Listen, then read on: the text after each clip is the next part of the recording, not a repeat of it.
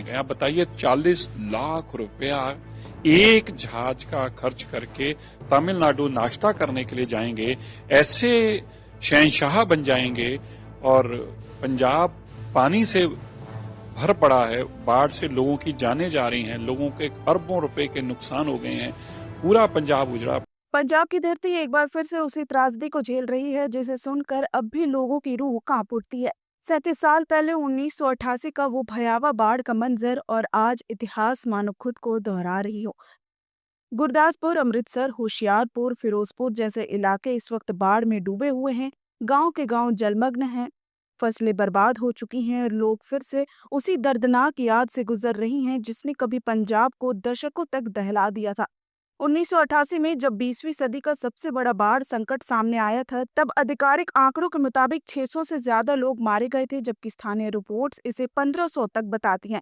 उसी दौर में आरोप लगे थे कि बांध प्रबंधन की लापरवाही ने इस तबाही को और बड़ा कर दिया। भाखड़ा और पौंड डैम के गेट खोलने को लेकर विवाद इतना गहरा गया कि उसे षड्यंत्र तक कह दिया गया था। इतना ही नहीं, उस समय पंजाब पहले से ही उग्रवादों की चपेट में था। हालात इतने तनावपूर्ण थे कि बांध प्रबंधन की जिम्मेदारी संभाल रहे मेजर जनरल बीएन कुमार की चंडीगढ़ में हत्या करवा दी गई थी और यह घटना सालों तक चर्चा में रही। आज हालात फिर गंभीर हैं। मुख्यमंत्री भगवंत मान ने इस आपदा को अभूतपूर्व करार कर दिया है और उन्होंने और उनकी पूरी कैबिनेट टीम ने ये राहत कार्य के लिए अपने 1 महीने का वेतन दान करने का ऐलान किया है।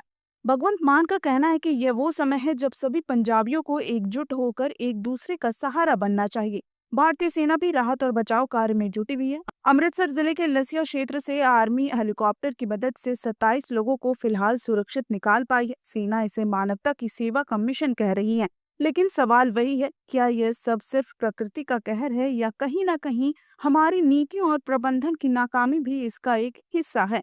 1988 की बाढ़ को हजारों साल में एक बार की त्रासदी कहा गया था, मगर फिर वही हालात आज क्यों बने?